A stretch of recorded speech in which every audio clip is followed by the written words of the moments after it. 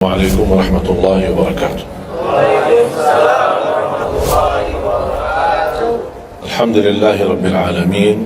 Asyhadu an la ilaha illallah wahdahu la syarika lah, waliyus salihin, wa asyhadu anna sayyidana wa nabiyyana Muhammadan abduhu wa rasuluh as-sadiqul amin. Allahumma salli wa sallim wa barik ala sayyidina Muhammad wa ala alihi wa sahbihi wa man tabi'ahum bi ihsanin ila yaumiddin. Subhanaka la ilma lana illa ma 'allamtana innaka antal alimul hakim. Para hadirin kaum muslimin muslimat, mukminin mukminat, semoga senantiasa dimuliakan dan diberkahi Allah Subhanahu wa taala. Dalam kesempatan yang singkat ini, saya ingin mengingatkan beberapa amalan. Menurut saya amalan ini rata-rata sudah ditahu oleh orang dan hafal, tapi cukup banyak yang melalaikan, tidak menyadari amalan yang sederhana ini dianugerahkan oleh Allah dengan pahala yang amat-amat besar. Yang pertama, bacaan Al-Quran. Banyak orang yang malas membaca karena tidak bisa baca, atau alasan tidak mengerti artinya. Daripada saya baca tak faham artinya, mendingan tak usah baca. Itu bisikan syaitan. Yang membisiki seperti ini adalah syaitan. Buat apa kamu baca? Kan kamu tak faham. Mendingan tak usah baca, supaya kita meninggalkan bacaan Al-Quran. Sedangkan dijanjikan oleh Allah SWT dan juga Rasulullah SAW, setiap satu huruf 10 kebaikan, bukan setiap amal. Semua hitungannya dengan amal. Salat 5 waktu dapat pahala 50, salat duha dapat pahalanya, salat qiyamul lail ada pahalanya, sunnah fajar sebelum azan, sudah azan sebelum salat, itu pahalanya sama dengan dunia dan seisinya, seluas dunia dan seisinya. Ini sunnahnya. Kira-kira gimana yang wajib? Rasulullah SAW bersabda di hadis yang sahih, la aqulu alif lam mim harf, walakin alifun harf wa lamun harf wa mimun harf. Alif lam mim bukan satu huruf, tapi alif satu huruf, lam satu huruf, mim satu huruf. Cuba kalau kita baca setiap hari satu halaman aja, berapa kita mendapatkan nilai pahala? Hitung, silakan bawa kalkulatornya dan hitung sendiri. Tak ada yang sia-sia di sisi Allah. Membaca Al-Quran walaupun tidak memahami isinya, tetap terhitung setiap satu huruf 10 kebaikan. Berarti anda tidak sia-sia membaca Al-Quran walaupun tidak faham. Ada orang membaca tapi berbata-bata, dia merasa salah bacaannya, keliru. Dia sudah berusaha belajar tapi itu kemampuannya. Didatangi syaitan, dibisikin, salah mulu bacaan kamu, tak benar bacaan kamu, wakaf tidak ada benar, panjang pendeknya tak benar, apalagi hukum tajwid tak benar. Bisa keliru, bisa dosa. Astaghfirullah, dosa ya. Udah, terima kasih syaitan. Malah dia terima kasih lagi sama syaitan. Dibisikin, didengarin, diterima, langsung dia rubah, tidak baca. Alasannya takut dosa. Padahal ada berita gembira dari Rasulullah SAW, al-mahiru bil-Qur'ani ma'as safaratil kiramil barara. Yang mahir dalam membaca Al-Quran, nanti di hari kiamat dia bersama malaikat safara kiram barara. Terus ya Rasulullah, gimana keadaan yang berbata-bata itu? Gimana? Walladhi yatata'ta'u fi wa huwa alaihi syaq lahu ajran. Barang siapa yang membaca tapi masih berbata-bata dalam bacaannya, bukan dosa, justru 2 pahala. Satu, karena dia mau baca Al-Quran. Kedua, karena ada berbata-bata, kesulitan dalam membaca. Allah menghargai kesulitan, Allah berikan pahala. Berarti tidak ada rugi sama Al-Quran. Semenjak saya mengambil keputusan tidak memegang HP, saya sadari betapa banyak kita rugi berjam-jam, berhari-hari, berminggu-minggu, bahkan bertahun-tahun kita jauh dari Al-Quran. Aku heran ketika mendengar ada orang yang bisa lewat 1 bulan tapi tidak khatam Al-Quran. 1 bulan, 30 hari, berarti minimal setiap hari 1 juz. Dikali 30 hari 30 juz. Ada orang 1 tahun dah khatam-khatam. Syukur kalau khatam di bulan suci Ramadan 1 kali. Habis Ramadan dia tutup Al-Quran. Mohon maaf, ketemu lagi di tahun depan pas Ramadan lagi. Ini keadaan kita. Makanya orang berkata, negeri kita bermasalah terus, negeri kita politiknya begini, negeri kita selalu ada ini. Perbuatan tangan kita. Di mana kita jauh hubungan kita sama Allah, Allah hantarkan musibah sampai kita sadar memperbaiki hubungan kita sama Allah. Salatnya, Qur'annya, ibadahnya, itu kunci memudahkan dan mengatasi semua masalah. Silahkan rubahkan pemimpinnya berkali-kali, rubahkan aturan negaranya berkali-kali, tidak akan bisa terjadi kebaikan kecuali hubungan kita dari Allah Subhanahu wa taala. Semakin baik hubungan kita, semakin dekat, Allah yang urus. Tapi kalau kita mengurus sendiri dan kita jauh dari Allah, ya silakan. Kata Allah, silahkan. Wakaltuhu ila nafsi, aku tinggalkan dia untuk dirinya sendiri. Dan siapa kira-kira yang bisa mengurusi dirinya kalau bukan pertolongan Allah Subhanahu wa taala?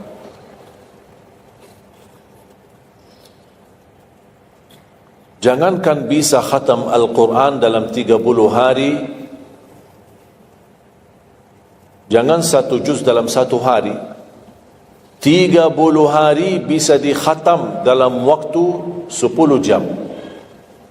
Saya pernah tes, menghitungkan waktu, bawa alarm, membaca dari subuh sampai zuhur. Tiba waktu zuhur, saya stop alarmnya, saya lanjut lagi habis zuhur. Sampai asar, lanjut lagi habis asar, lanjut sampai maghrib. Berapa saya habis khatam 30 juz? Bagi orang yang lancar bacaannya, tidak berbata-bata, bacaannya lancar, hurufnya jelas, tajwidnya bagus, tidak terlalu cepat, standar, sebagaimana bacaan tadi salat isya, itu namanya standar, hadar, tapi disempurnakan tajwid, tidak boleh cepat dan tidak boleh terlalu lambat. 10 jam mampu khatam 30 juz. Saya punya teman sekolah di Madinah, dia berhasil khatam 30 juz dalam waktu 7 jam 49 menit. Makanya aku heran kalau ada orang berkata 1 bulan, mana bisa ya? Tahu enggak ya apa yang membuat masalah kita kenapa tidak bisa khatam Al-Quran? Karena suka lihat halaman belakang. Begitu buka baru mulai Al-Baqarah, Alif Lam Mim Dzalikal, buka terus halamannya. Sambil baca kita buka 600 sekian, kapan habisnya? Hudan lil muttaqin, sadaqallahul azim. Sudah langsung sadaqah, karena sudah merasa berat. Dia menghitung halaman belakang sedangkan dia baru aja mulai 1 ayat. Dia langsung sadaqallahul azim. Syaitan tidak mungkin dan tidak senang melihat kita sering membaca Al-Quran. Kalau orang dulu susah baca Al-Quran wajar, karena susah menemukan Quran. Zaman sahabat cari kulit unta untuk tuliskan ayat yang Allah turunkan. Ada potongan ayat di Sayyidina Utsman, ada potongan ayat di Sayyidina Abu Bakar, ada potongan ayat di sana sini. Coba kumpulkan, susah. Makanya semuanya larinya kepada sahabat yang begitu datangnya wahyu, mereka langsung mendengar dari Rasul, langsung bisa hafal. Seperti Sayyidina Ubay bin Ka'ab radhiyallahu an, Zaid bin Thabit radhiyallahu an, Anas bin Malik radhiyallahu an, Uthman bin Affan. Jadi mereka datangin para penghafal Quran. Dah ada mushaf, dah ada Quran, dah ada HP, bisa download Al-Quran 30 juz. Gimana? Tapi mereka tidak pernah tinggalkan Al-Quran. Bahkan ada di antara sahabat yang setiap malam tahajudnya khatam 30 juz dalam 1 tahajud. Cuba bayangkan, kira-kira alasan kita apa? Quran sudah di mana-mana, dan segala terjemahan, warna-warni, tajwid, semua ada. yang bagus, yang besar. Maaf mata saya, ada yang besar, ada segede meja ini, ada. Susah menemukan, alhamdulillah HP bisa sekarang isinya 30 juz, bisa dibawa kemana-mana, tak usah pusing mencari Al-Quran. Semua kemudahan, semestinya kita mampu mengalahkan sahabat Rasul, karena kita semua fasilitas ada. Apa yang kita mau bilang sama Allah? Ada seorang, mungkin Bapak Ibu pernah nonton di acara Hafiz Indonesia, namanya Kaila, buta. Dia setiap hari, saya tanya, kamu berapa murajaah bacaan Quran setiap hari? 5 sampai 7 juz. Buta, 5 sampai 7 juz. Saya kaget, tak panyakan, kan kasihan kamu. Dan kebetulan kamu sudah punya uzur, kalau dah baca Al-Quran sama sekali, ana yakin Allah maafkan. Buta, dah bisa. Tahu enggak jawabannya apa? Saya malu sama Allah menjadikan buta saya alasan tidak baca Quran. Ini anak usia 7 tahun, malu sama Allah menjadikan buta, padahal ini ujian. Butanya dari Allah, bukan dari dirinya. Tapi dia malu menjadikan buta itu alasan tidak baca Quran. Pertanyaan saya, alasan antum apa? Apa alasan? Sibuk, belum ada waktu. Ya, saya maklum, belum ada waktu. Memang dunia ini bikin stres, makanya tidak ada waktu. Saya nasihatkan mulai hari ini, jangan kasih Al-Quran sisa waktumu. Dalam istilah, kalau ada sisa waktu, insya Allah saya baca Quran. Kalau itu niatnya, dah bakalan. Tapi tolong utamakan Al-Quran dalam sehari-harimu. Minimal mulai harimu baca Quran, tutupi harimu baca Quran. Jangan tunggu sisa waktu. Wallahi Al-Quran keberkahannya luar biasa. Kesumbuhan, petunjuk, keberkahannya, menjaminkan ke surga, selamat siksa neraka, selamat dari siksa kubur. Banyak anugerah. Sayang, kadang-kadang kalau kita mendengar ada seorang da'i atau seorang ustaz, materi-materi bukunya bagus, isinya bagus, kita kejar. Di mana buku itu jual? Kita cari informasi, di mana buku itu jual? Ini tulisan manusia, kita kagumi, kita banggakan, kita suka dan kita ikuti, bahkan kita kejar di mana-mana. Al-Quran kalamullah. Masa kalam manusia lebih mulia di hati kita daripada kalamullah? Silahkan, boleh kagumi apa penyampaian ustaz, da'i, tapi jangan melebihi apa kata Allah. Jangan kita terharu ketika mendengar seorang berceramah, tapi berkali-kali kita simak ayat suci Al-Quran, tidak pernah meneteskan air mata, seperti mendengar surat kabar atau koran. Masalah. Ternyata ucapan manusia lebih menyentuh hati. Padahal kata Allah, kalau Al-Quran diturunkan di atas gunung bisa hancur jadi tanah basir. Kembali lagi, jangan lewat satu hari belum baca Quran. Tidak bisa baca, masih bisa simak, dengar. Setelkan murattal dari HP-mu. Manfaatkan kondisi macet di Jakarta. Manfaatkan. Lagi naik motor, taruh apa ruginya? Ruginya apa? Simpan handphone di telinga, ya sambil bawa motor. Dengarin ayat suci Al-Quran. Nikmat, berkah, dalam lindungan Allah, disertai malaikat. Apa ruginya? 1 jam di dalam perjalanan, tidak ada rugi. Terhitung memang umur kita, tapi sudah diisi mendengar Al-Quran. Juga banyak waktu. Nikmat. Kalau saya merasa kesibukan mengganggu sampai tidak ada luang waktu cukup untuk saya bisa baca tilawah di rumah, saya menikmati di jalan. Apalagi kalau mau pergi ke acara, apalagi kalau keluar kota, berjalan lumayan jauh, nikmat. Ya Allah, mudah-mudahan macet terus. Nikmat.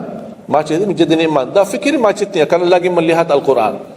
Beda sama orang, hanya sepanjang berjalan cat HP, HP. Merasa bosan. Sudah semua cat sudah dilewati, semua SMS sudah dibalas, semua pesan-pesan sudah dibaca. Akhirnya bosan.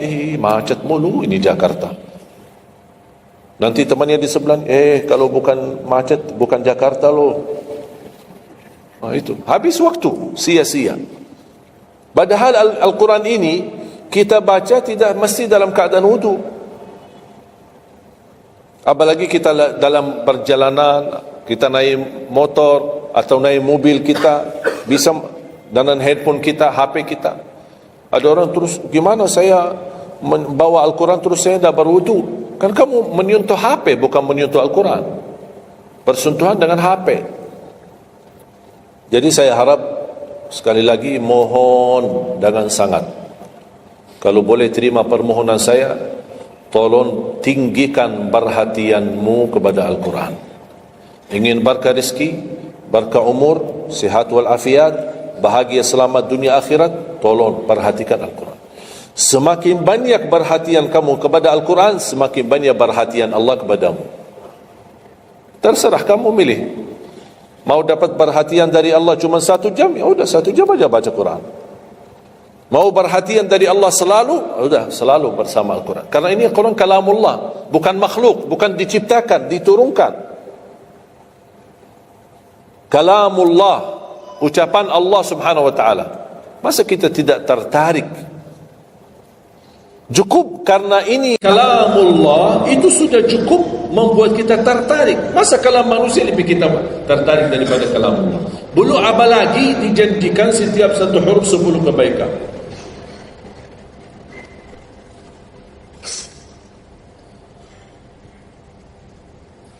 Kira-kira siap? Minimal mulai harimu baca Quran, tutupi harimu baca Quran. Habis bangun, sebelum beraktivitas baca. Baca apa? Bebas. Boleh tak saya baca sampai khatam tapi saya tak faham isinya? Boleh. Tetap dapat pahala setiap satu huruf sebelum baca. Baca sampai mempelajari isi maknanya, memahami maknanya, lebih besar lagi pahalanya. Membaca, memahami, menhayati lagi, lebih besar lagi pahalanya. Membaca, memahami, menhayati, menamalkan, lebih besar lagi. Kalau tidak bisa meraih semua pahala itu, ya paling minimal pahala bacaan. Kalau saya tidak dapat meraih pahala menhayati, pahala memahami, pahala menamalkan, apalagi saya orang awam tidak begitu mengerti apa yang semestinya saya amalkan, la yukallifullahu nafsan illa wus'aha. Amalkan sesuai kemampuan. Ada pelajaran ayat yang dibacakan tadi, kita bisa ambil maknanya, kita mengambil kesimpulannya. Jangan kita menjadi seperti golongan yang datang hari kiamat malah minta tolong diselamatkan oleh Allah dari neraka. Kalau di hari kiamat tidak bisa saling menolong, tidak bisa. Sekarang kita masih bisa saling membantu dan saling menolong. Dan di antaranya menolong diri sendiri. Jangan menunggu di hari kiamat. Jangan kita bisa menolong, tolong menolong. Di hari kiamat orang tua tidak bisa menolong anaknya. Anaknya pun larikan diri daripada orang tua. Tidak ada yang mau kenal. Cuba baca akhir surat Abasa. Yauma yafirrul mar'u min akhih. Di hari itu kakak adik melarikan dirinya dari saudaranya. Wa ummihi wa abi, melarikan diri pada bapaknya dan ibunya. Biasanya kalau kita ketemu orang tua kita senang, bertemu, mohon doanya. Apalagi yang orang-orang yang tinggi berbakti baik sama orang tuanya, kalau di hari kiamat mau sendiri-sendiri. Jangan kita yang melarikan diri sendiri. Para Nabi dan Rasul semuanya doanya salim salim, ya Allah selamatkan, ya Allah selamatkan. Ini Nabi, kira-kira kita gimana? Yauma yafirru al-mar'u min akhihi wa ummihi wa abihi wa sahibatihi wa bani. Sampai dari istrinya pun dia melarikan diri. Mohon maaf, sendiri-sendiri. Saya tidak bisa tolong kamu. Jangankan kita sama istri kita atau sama anak-anak kita. Rasulullah sallallahu alaihi wasallam pernah berkata sama Siti Fatimah, anaknya Nabi Muhammad, ittaqillah fa inni wallahi la ughni anki min Allahi syai'a. Hei anakku Fatimah, bertakwalah kepada Allah, karena aku tidak bisa membantu kamu nanti di kemudian hari. Sendiri-sendiri, salim salim, selamatkan ya Allah. Ini kesempatan. Sebelum kita menjadi na'udzubillah salah alamat daripada ke surga menjadi ke neraka, kita sekarang perbaiki kemana arahan kita, kemana jalan kita. Kita yang milih, tidak ada yang memaksa. Taat, Allah hanya menyuruh kita taat, tapi Allah tidak pernah maksa. Kira-kira kalau tidak salat dapat pukulan? Dapat pukulan? Ada yang memukul kita? Ada yang melemparkan kita dalam batu sambil bata kepala kita? Ada? Tidak ada. Taat, Allah menyuruh taat, tapi Allah tidak pernah maksa. Sama juga syaitan, menyuruh kita dosa maksiat, tapi syaitan tidak pernah maksa kita. Sebagaimana ayat tadi dibacakan, ayat surah Ibrahim ayat 22, syaitan berkata, aku tidak punya kuasa di atas kalian, tapi aku hanya menyuruh kalian terlalu cepat taati. Kata syaitan, terlalu cepat respon, aku hanya menyuruh. Da'autukum fastajabtum li. Makanya sekarang jangan melialahkan, saya tidak bisa bantu kalian dan kalian pun tidak bisa bantu aku. Kita dua-duanya dijerumuskan dalam neraka, na'udzubillah min dzalik. Oleh karena itu, jemaah sekalian, kesempatan, mumpun masih kita umur, masih punya kesehatan, manfaatkan. Karena akan datang satu saat, sekarang bukan masalah umur, masalah sehat. Tiba-tiba bisa sakit, virus di mana-mana. Kemarin saya punya saudara saya baik-baik aja, tidur bangun sakit, sampai matanya, mukanya macam sakit. Tiba-tiba tak bisa berbicara baik-baik, tak bisa baca Al-Quran dengan baik, tak bisa salat dengan baik. Ini kan mengganggu. Makanya Rasul mengingatkan, ketika anda sehat dan masih punya umur, jangan sia-siakan, karena akan datang satu saat anda tidak sehat dan tidak bisa maksimal ibadah. Selama anda masih bisa dan mampu maksimal ibadah, manfaatkan, jangan dirugikan. Akan datang satu saat anda tidak bisa.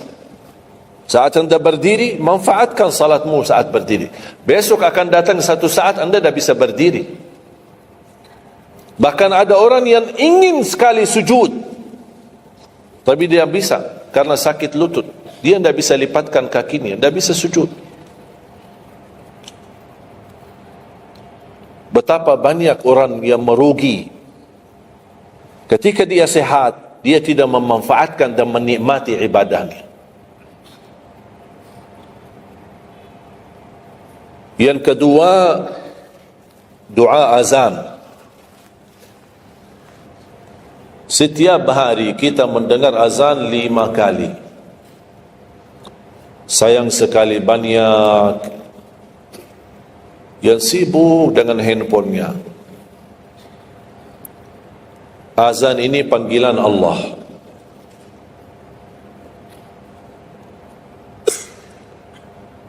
Barang siapa, kata Rasulullah SAW, mengikuti perkataan muazzin,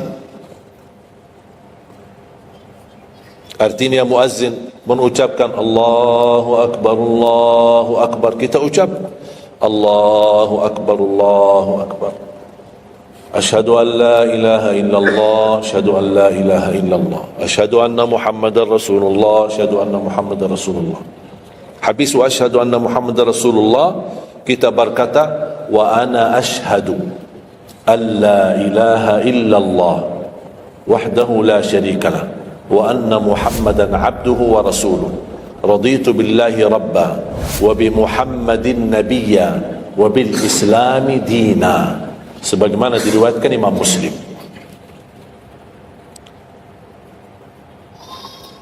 Hayya 'alas salah, kita jawab la haula wala quwwata illa billah. Apa hikmahnya di sini la haula wala quwwata illa billah? Ya Allah, kami tidak punya daya dan kekuatan untuk menghadiri panggilan-Mu kecuali dengan pertolongan-Mu ya Allah. Karena hayya 'alas salah butuh gerak, bergerak, datang. Hayya 'alas salah, panggilan, hei mari salat. Ya Allah, la haula wala quwwata illa billah. Ya Allah, kami tidak punya kemampuan menghadapi godaan dunia, menghadapi hawa nafsunya, menghadapi malas kecuali dengan kekuatan-Mu ya Allah. La haula wala quwwata illa billah. Meraih kemenangan, meraih kemuliaan, hayya 'alal falah. Ya Allah, kami tidak mampu meraih kemuliaan itu kecuali dengan kekuatan dan izin-Mu ya Allah. Allahu Akbar, Allahu Akbar, kita ucapkan Allahu Akbar, Allahu Akbar. La ilaha illallah, kita ucapkan la ilaha illallah. Habis itu apa? Apa kata Rasulullah SAW di hadis yang diriwayatkan Imam Bukhari? Thumma salla alayya, selepas itu dia bersalawat kepada Nabi Muhammad. Allahumma salli ala Muhammadin wa ala ali Muhammad. Bagi Sayyiduna boleh, tidak bagi Sayyiduna boleh. Selepas itu doa, Allahumma rabb hadhihi ad-da'wati at-tammah was-salati al-qa'imah ati Muhammadan al-wasilata wal-fadilah wab'athhu maqaman mahmudan alladhi wa'adta. Ini ucapan yang saya sampaikan di Sahih Bukhari. Ada riwayat-riwayat yang lain, Allahumma rabb hadhihi ad-da'wati at-tammah was-salati al-qa'imah ati sayyidina Muhammadan al-wasilata wal-fadilata wad-darajata al-'aliyata ar-rafi'ata min al-jannah wab'athhu maqaman mahmudan alladhi wa'adta innaka la tukhliful mi'ad. Innaka la tukhliful mi'ad. Tambahannya diriwayat Imam An-Nasai dan semuanya sahih. Mau milih mana yang anda hafal, mana anda biasakan, silakan. Mau ambil hadis yang diriwayatkan Imam Bukhari boleh, mau ambil yang diriwayat Imam Nasai boleh. Asal jangan sampai begitu dengar azan tidak mengikuti muazzin dan sia-siakan doa itu. Padahal doa sederhana. Siapa yang tidak hafal? Setiap ditayangkan azan di TV selalu dibacakan Allahumma rabb hadhihi da'wati tammah was salatil qaim. Saya pernah tanya guru saya, seandainya ketika saya mendengar azan tapi terlalai dengan kesibukan atau telefon mendadak atau apalah urusan, baru saya menyadari ketika muazzin sampai ke hayya 'alas salah, saya belum mengikuti dari awal. Gimana caranya biar saya tidak rugi dalam pahala? Kata guru saya, ulang sendiri dari awal. Allahu Akbar, Allahu Akbar, Allahu Akbar, Allahu Akbar. Asyhadu an la ilaha illallah, asyhadu an la ilaha illallah, asyhadu anna Muhammadar Rasulullah. Sampai mendapat mengikuti muazzin dalam sisa azannya. Begitu selesai baca doa yang saya tadi sampaikan. Apa kata Rasulullah? Barang siapa yang mengamalkan ini, faqad hullat lahu syafa'ati yaumal qiyamah, dijamin dapat syafaatku.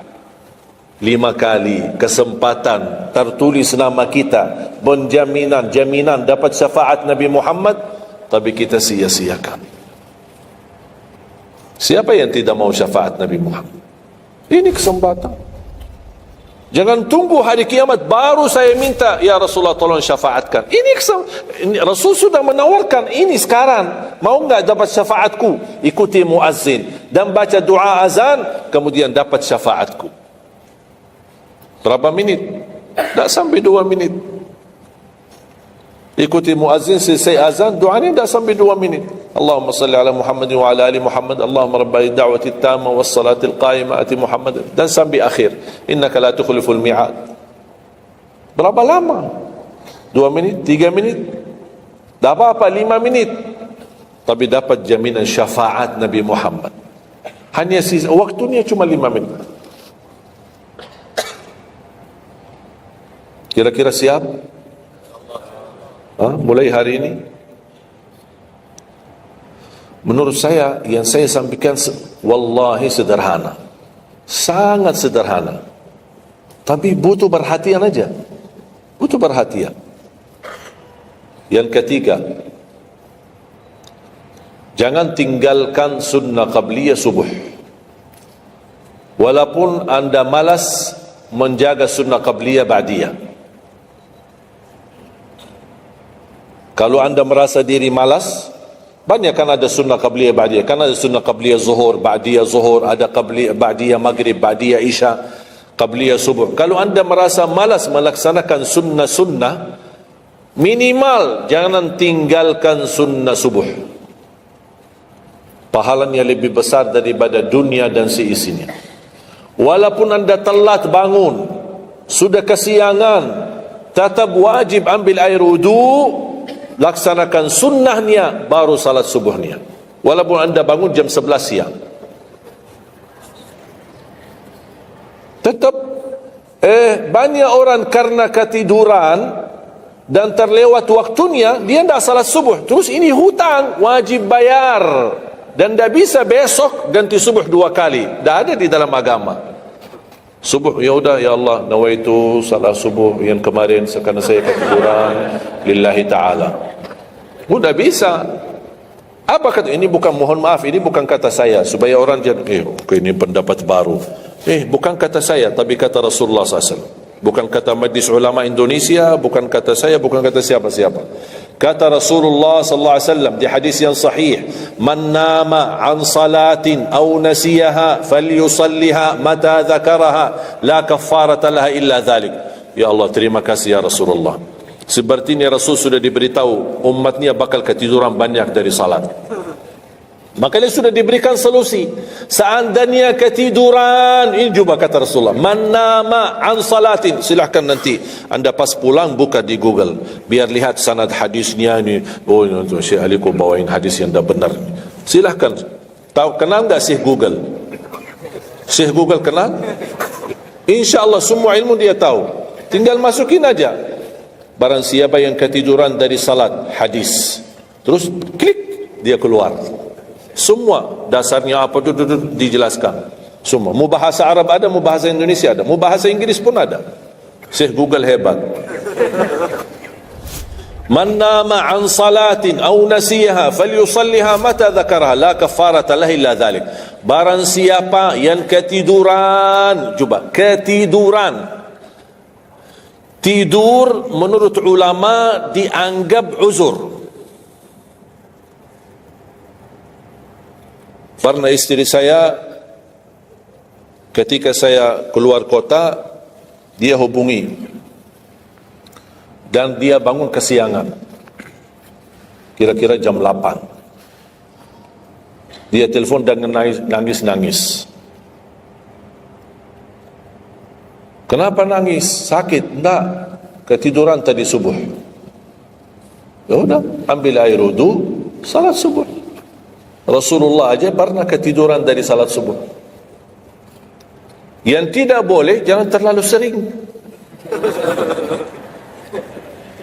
Kalau sekali-kali karena sakit, terlalu lelah, capek, Allah maklumlah kita manusia lemah. Tapi jangan setiap hari ketiduran. Ya Allah, maaf ketiduran ya.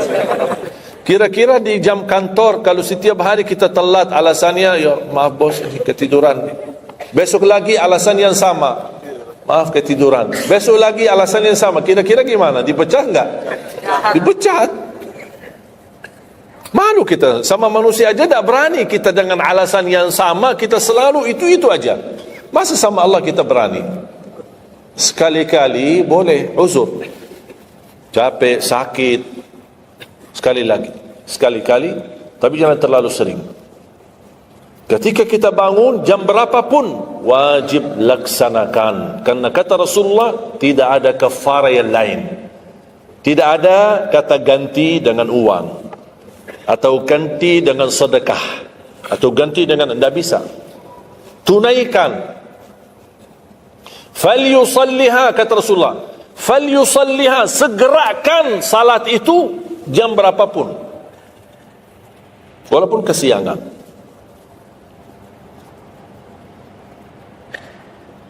Jelas? Seringnya ketiduran ya? Uzur. Saya juga berapa kali ketiduran. Bukan berarti saya tidak pernah ketiduran, berapa kali. Bisa ada orang habis tahajud, terlalu lelah, capek, dia mau hanya istirahat saja di atas sajadahnya. Pas bangun sudah jam 7. Padahal Masya Allah tahajud. Semangatnya tahajud tapi ketiduran salat subuh. Makanya ini harus disesuaikan kemampuan. Anda merasa diri kalau salat tahajud 8 rakaat, bangun jam 2, ya Allah kuat, tidak kuat ini. Kembali kepada kemampuan. Tahajud tidak harus 8 rakaat. Tahajud tidak harus 20. 2 rakaat, tutup witir sudah tahajud. Dan tahajud pun salat malam tidak harus tidur dulu. Ada orang, harus tidur walaupun tutup mata sebentar terus buka lagi. Ini ilmu baru di Indonesia. Saya pernah share satu video, ada satu komen dari jamaah, enggak, saya belajar harus tidur dulu walaupun tutup mata sebentar terus buka lagi. Kembali kepada kemampuan. Ada yang biasa tidur, bangun tengah malam, sepertiga akhir, itu lebih afdal. Tapi ada yang tahu dirinya, kalau saya tidur mana bisa bangun. Udah, mendingan daripada tidak ada tahajud malam itu, mendingan kita salat. Dan ini bukan kata saya, dan bukan kata ulama, tapi kata Rasulullah sallallahu alaihi wasallam. Sebagaimana di hadis yang sahih kata Abu Hurairah radhiyallahu an, pernah Rasulullah menwasiatkan aku jaga witir sebelum tidur. Berarti Rasul mengizinkan kita melaksanakan ibadah salat malam, di antaranya witir sebelum tidur. Umar bin Khattab radhiyallahu anhu punya kebiasaan witir sebelum tidur. Ditanya, kenapa witir sebelum tidur? Dia kata, saya takut meninggal dunia dalam keadaan tidur, belum tertulis nama saya sebagai ahli witir. Saya punya kebiasaan, habis pulang ke rumah, sebelum tidur ambil air wudu, salat 2 rakaat sunnah wudu, kemudian salat 2 rakaat muqaddimah witir, kemudian 1 rakaat witir, baru saya tidur. Kalau dapat bangun lagi, alhamdulillah bisa tahajud, tapi tidak boleh witir lagi karena sudah witir duluan. Sudah faham? Sederhana enggak Islam ini? Sederhana. Banyak orang yang berkeinginan tahajud, berkeinginan satu witir, tapi kan harus tidur. Saya orangnya berat tidur. Kalau saya tidur mana bangun lagi? Udah, kesempatan bisa Anda laksanakan sebelum tidur. Ada orang yang memang tidurnya aja akhir, jam 12, jam 1 baru dia bisa tidur. Ya mendingan daripada tidak salat malam sama sekali, mendingan salat dulu baru tidur. Dapat bangun alhamdulillah, tidak dapat bangun sudah tertulis namamu sudah salat, sudah ahli witir. Innallaha witir yuhibbul witir fa'autiru. Allah maha witir, Allah maha witir, Allah cinta witir, jagalah witir. Dan ini termasuk 2 sunnah yang Rasul tidak pernah tinggalkan, sunnah subuh sama sunnah witir. Sakit, sehat, mukim, di dalam kota, musafir, keluar kota, perang, aman, damai, tetap tidak pernah tinggalkan 2 sunnah itu, sunnah subuh sama sunnah witir. Itu kebiasaan Rasulullah SAW. Kalau anda merasa pun sakit, tidak bisa berdiri, tidak bisa qiyam, bisa anda laksanakan witir dalam kondisi duduk. Yang terakhir, ayat al-kursi.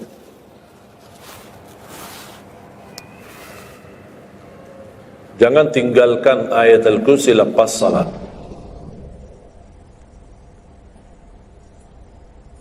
Jangan tinggalkan ayat kursi lepas salat. Salat wajib. Sama ketika mau tidur, cuma 1 ayat, tapi tahu nggak pahalanya apa? Kan habis salat kan ada zikir-zikir kan, istighfar, tasbih dan yang lain-lain. Di antaranya baca ayat kursi. Tahu nggak pahalanya apa? Ada yang pernah baca pahalanya apa? Barang siapa yang membaca ayat al-kursi setiap habis salat fardu, laisa bainahu wa bainal jannati illa an yamut. Tidak ada sesuatu yang mampu menghalanginya masuk surga kecuali menunggu mati. Cuma baca ayat kursi. Dan ketika mau tidur, lagi buru-buru, ada meeting, ada rapat, ada urusan mendadak, habis salat, astagfirullah, astagfirullah, astagfirullah, Allahumma antas salam wa minkas salam, sampai selesai, langsung baca ayat kursi. Terus subhanallah itu yang lain-lain gimana? Dapat apa sambil jalan? Naik motor, subhanallah, subhanallah, subhanallah, subhanallah, sambil jalan. Subhanallah ada riwayat 33, ada riwayat 25, ada riwayat 10, minimal 10. Subhanallah 10 kali, alhamdulillah 10 kali, Allahu Akbar 10 kali. Itu yang paling sederhana. Saya bagikan ini, biasanya kalau saya isi di kementerian atau di pejabat, saya kasih zikir-zikir yang begitu. Pak, subhanallah cuma 10 kali. Biasanya kita tahu 33. Nah, ini khusus buat pejabat. Yang penting zikir, supaya jangan tinggalkan. Zikir. Banyak orang sibuk, mendadak ada urusan, udah zikir. Subhanallah cuma 10 kali. Subhanallah 10 kali, alhamdulillah 10 kali, Allahu Akbar 10 kali. Itu paling cepat. Subhanallah. Ternyata di dalam agama ada yang juga hemat. Hemat sederhana tapi pahalanya tetap besar dan dikurangi. Tidak ada pahala yang hemat. Semuanya pahala sempurna, semuanya pahala agung, sempurna dan luar biasa dahsyat balasan Allah Subhanahu wa taala.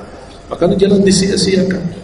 Yang sederhana ini, makanya saya buat buku 20 amalan ringan tapi pahalanya sangat menakjubkan. Karena selama saya di Indonesia, saya sudah tahu prinsip orang Indonesia. Orang Indonesia tidak suka yang ribet-ribet. Yang ribet-ribet tidak suka, yang susah-susah tidak suka. Orang Indonesia mau mudah yang ingat, mudah dihafal, mudah diamalkan dan masuk surga. Itu orang Indonesia. Ya, jadi yang susah-susah, iya, gimana ini suruh baca 1000 kali, mana ada waktu 1000 kali? Baca aja sudah 100 kali, udah ngantuk. Saya kasih yang sederhana. Kenapa saya kasih? Karena kemampuan beda-beda. Ada yang tekadnya tinggi, kemampuannya luar biasa dahsyat, bisa ribuan kali dia berzikir, dia silakan. Dan ada yang melarang kita berzikir, bebas, berapapun. Tapi ada yang malas. Udah. Jadi alhamdulillah di dalam ajaran Islam kita ada. Malas ya ini tidak malas. Makanya saya bikin 20 amalan dan ini buku 20 amalan ringan.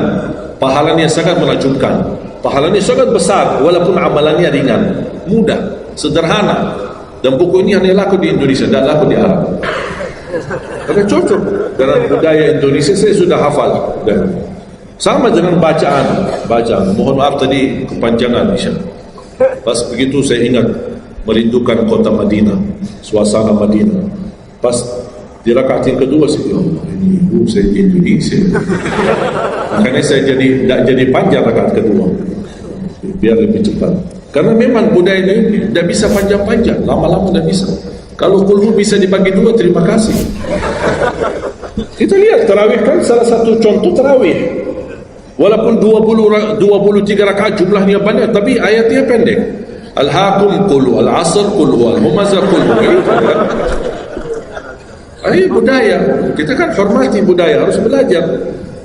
Walaupun ada sekarang ada beberapa masjid yang panjang, ya nanti balik kepada kemampuan, tapi tidak boleh saling menyalahkan. Ada orang yang suka, ada saya mau yang qul, ya udah sana. Masjid qul di sana, masjid kita kan. Yang penting kita bisa jaga salat. Dan yang terpenting dalam salatnya adalah yang terjaga kekhusyuan. Bukan masalah jumlahnya, bukan masalah kepanjangannya, tapi kekhusyuan. Tumaknina, karena tumaknina rukun dalam ibadah salat. Sama seperti rukun qiyam, rukun baca al-fatihah. Tumaknina. Apa itu tumaknina? Ketenangan dalam salat. Bacaannya tenang, gerakannya tenang. Bukan kejar-kejaran. Imamnya baru baca Al-Fatihah, sudah amin, makmum belum selesaikan ini, terus dikejar imam. Imam Allahu Akbar, sami'allahu hamdah, Allahu Akbar, Allahu Akbar, Allahu Akbar. Makmum jadi kasihan. Kejar, dia tidak bisa baca. Wallahi makmum tidak bisa baca apa-apa. Hanya fokusnya bisa kejar imam. Yang penting jangan sampai tertinggal imam. Yang saya fikirkan, kasihan yang tua-tua, bapak-bapak. Gimana yang bapak-bapak? Kalau yang muda-muda masih bisa kejar imam, terus yang bapak-bapak gimana? Setiap gerakannya batuk 10 kali. Rukuk batuk lagi, sujud batuk lagi. Karena pelan-pelan gerakannya. Saya pernah ada satu kejadian ketika masuk salah satu kampung, kita lewati, saya mampir, samping saya ada bapak lumayan tua, gerakannya juga pelan-pelan. Yang saya kasihan, Imam Allah, saya suka pas ketika takbir, Allah, Bismillahirrahmanirrahim, Alhamdulillahirrahmanirrahim. Barusan enak, takbirnya enak, bacanya kenapa enggak? Ini pelan-pelan aja, santai aja, santai. Walaupun baca satu ayat dua, bukan masalah berapa banyak bacaannya, yang penting kekhusyuan, tumakninah, karena rukun tumakninah. Allahu Akbar, sami Allahu hamdah. Saya lihat bapak ini yang sebelah saya masih bisa kejar imam. Bapak ini dah kejar-kejar. Imam sudah rukuk, bapak belum rukuk. Begitu imam sami Allahu hamdah, bapak dah jadi rukuk, dia ikut sami Allahu hamdah. Astagfirullahalazim. Pas sujud, kita sudah sujud 2 kali, bapak kan pelan-pelan sambil batuk. Terus dia turun sujud. Pas dalam kondisi sujud, kita sudah berdiri, bapak kan baru dia turun, dia berdiri lagi. Astagfirullahaladzim. Pas di rakaat yang kedua, saya megang tangannya, Pak, kita pulang aja deh, biar bapak salat di rumah. Kasihan bapak tidak bisa salat, tidak bisa rukuk, tidak bisa sujud, tidak bisa apa-apa. Makanya tumakninah bukan wajib, bukan sunnah, tapi rukun dalam salat, dan tidak sah. Walaupun salat sunnah, tidak sah salatnya seorang kalau dia tidak membawa tumakninah. Tidak sah. Disiarkan, disharekan, diviralkan, dia bilang ada 23 rakaat 7 menit. Menurut saya tidak usah panjang lebar dibahas. Tidak sah, sudah selesai. Karena meninggalkan, sama dengan orang salat tapi tidak baca Al-Fatihah, kira-kira sah tidak? Tidak sah. Gimana kira-kira bacaan Al-Fatihah? Oleh kerana itu jemaah sekalian, mari kita sama-sama, apalagi tidak lama lagi kita menyambut bulan suci Ramadan. Saya harap kita mencintai budaya kita, mencintai negeri kita, tapi harus hal yang perlu diluruskan, harus diluruskan. Apalagi yang terkait ibadah salat tarawih. Tidak masalah masjid 11 rakaat, ada masjid 23 rakaat, jangan ribut, tidak masalah. Yang mau 11 silakan, yang mau 23 silakan. Yang penting kita bisa melaksanakan salat dengan baik. Apalagi alhamdulillah sudah sekarang muncul banyak para imam-imam, pemuda-pemuda yang bacaannya merdu, yang bacaannya indah. Kita bisa menikmati suasana bulan suci Ramadan. Bacaannya tidak mesti panjang-panjang. Walaupun rata-rata di Indonesia jarang kita menemukan masjid yang khatam. Dulu saya ingat waktu saya masih di Lombok, kita ingat salat tarawih khatam 30 juz, dan salat tahajud 10 malam terakhir khatam lagi 30 juz. 2 kali kita khatam dalam satu bulan Ramadan. Tapi ini karena permintaan dari lingkungan dan jamaah. Kalau tidak ada permintaan susah.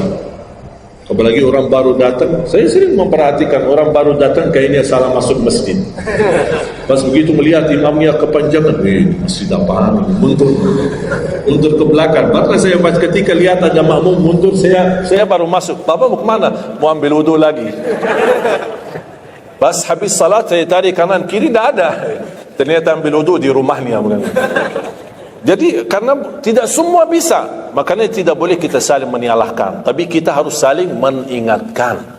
Saling mengingatkan. Mari kita sama-sama menjaga ibadah yang benar. Mari kita sama-sama menjaga ibadah yang khusyuk, ibadah yang tumakninah. Mudah-mudahan amalan-amalan yang saya sampaikan tadi, mudah-mudahan bisa diingat, bisa dihafal, dan mudah diamalkan. Masih ingat kan? Atau perlu saya ulang? Amalan pertama, Quran. Minimal mulai harimu baca Quran, tutupi harimu baca Quran. Yang kedua, ikuti muazzin, sama juga disertai doa azan, karena jaminan dapat syafaat Nabi Muhammad SAW. Yang ketiga, jangan tinggalkan qabliyah subuh sesudah azan. Walaupun anda bangun telat, melaksanakan salat subuhnya tetap didahulukan dengan salat sunnahnya. Terus yang keempat,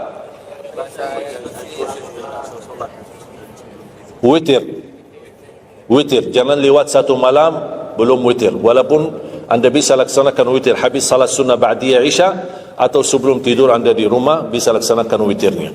Terus yang keenam ayat kursi setiap habis salat fardu. Mudah-mudahan insyaAllah amalan ini yang sederhana mudah-mudahan bisa kita jaga. Walaupun sederhana tapi saya yakin akan membantu menjadikan banyak perubahan dalam kehidupan kita. Akan bertambah keberkahan, ketenangan. Kita akan merasa jauh lebih sejuk, bahkan jauh lebih nikmat untuk kita beribadah. Baru saya ingat satu hal, sedekah. Kalau bisa sedekah subuh. Pengalaman saya dari semua pelajaran yang saya pelajari, saya menemukan sedekah semua waktu baik. Jumat, waktu majlis ilmu, habis majlis ilmu, semua sedekah itu baik. Tapi saya menemukan sedekah subuh itu yang paling baik, yang paling dahsyat, yang paling cepat terkabul hajat kita. Kenapa sedekah subuh dahsyat? Karena setiap waktu subuh Allah turunkan malaikat, tugasnya cuma satu, mendoakan orang yang berinfak di subuh hari. Tidak usah payah dan susah cari orang miskin subuh hari.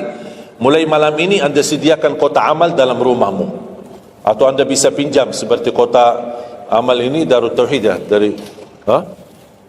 ini bisa anda pinjam atau minta sama Darut Tauhid. Anda bisa simpan di rumah. Setiap habis subuh sebelum beraktivitas isi sedekah. Yang lebih dahsyat lagi, sedekah yang disertai doa. Karena wallahi terjamin doamu terkabul dengan wasilah sedekah subuh. Sakit, ya Allah, aku mohon dengan berkat sedekah ini sembuhkan penyakitku. Kalau orang tua yang sakit, doakan orang tua. Ya Allah, dengan berkat sedekah subuh ini sembuhkan orang tua saya. Mencari jodoh, mencari kerjaan, apapun masalah yang anda hadapi, masalah hutang, masalah apapun. Orang tua sudah meninggal, ya Allah aku mohon dengan berkat sedekah ini titipkan pahala sedekah ini untuk kedua orang tuaku. Apa saja, mau hafal Al-Quran, tapi kalau boleh saya usulkan satu kali sedekah fokus satu hajat. Jangan sedekahnya koin tapi doanya sampai terbit matahari. Malu sama Allah. Kelamaan doanya sampai malaikat tulis doanya kelamaan. Banyak sekali doa. Satu kali doa, satu kali hajat, satu kali sedekah. Sesuaikan. Bukan Allah tidak bisa, Allah maha bisa menolong kita, tapi kita malu. Masa kita sedekah begitu saja tapi kita minta panjang lebar ya, tolong disesuaikan. Tapi rutin, wallahi dahsyat. Antum insyaAllah akan merasakan sedekah subuh, subhanallah. Setiap jamaah yang saya sampaikan, termasuk ada keluarga yang sudah lama menikah tidak punya keturunan, saya memberikan amalan ini. Suami istri masing-masing mengamalkan, isi sedekahnya, ya Allah aku mohon dengan berkat sedekah ini karunialah kepada kami keturunan. 17 tahun mereka tidak punya keturunan. Alhamdulillah 6 bulan kemudian saya dapat berita gembira dari mereka, kabar baik, alhamdulillah istrinya positif hamil. Sedekah subuh luar biasa dahsyatnya. Sedikit tapi rutin sampai insyaAllah kita dipanggil oleh Allah, mudah-mudahan dalam keadaan husnul khatimah. Allahumma ighfir lana wa liwalidina wa li jami'il muslimina wal muslimat wal mu'minina wal mu'minat al ahya'i minhum wal amwat. Allahumma ya Allah, jadikan pertemuan ini membawa barakah bagi kami, jadikan sisa umur kami lebih baik daripada yang sudah lalu, jadikan segala perjuangan kami, sedekah kami, infak kami, amalan salih kami menjadi pahala besar di sisi-Mu ya Allah, menjadikan membawa syafaat bagi kami di hadapan-Mu hari kiamat. Akhiri hayat kami dengan husnul khatimah. Ampuni dosa kami, ampuni kedua orang tua kami. Ya Allah, aku mohon untuk semua jamaah yang hadir, selepas majlis ini masing-masing pulang sudah diampuni segala dosanya, disucikan hatinya, dibersihkan jiwanya, diselamatkan setiap langkah-langkahnya. Jadikan kami semua penghafal Al-Quran, berakhlak-akhlakul Quran, menjadi ahlul Quran, pencinta Al-Quran, dan di hari kiamat mendapatkan syafaatnya Al-Quran. Birahmatika ya arhamar rahimin. Rabbana atina fid dunya hasanah wa fil akhirati hasanah wa qina adzaban nar. Wa sallallahu ala sayyidina nabiyina Muhammad wa ala alihi wa sahbihi wa baraka wa sallam. Walhamdulillahi rabbil alamin. Akhirul kalam, subhanakallahumma bihamdika asyhadu an la ilaha illa anta astaghfiruka wa atubu ilaik. Assalamualaikum warahmatullahi wabarakatuh.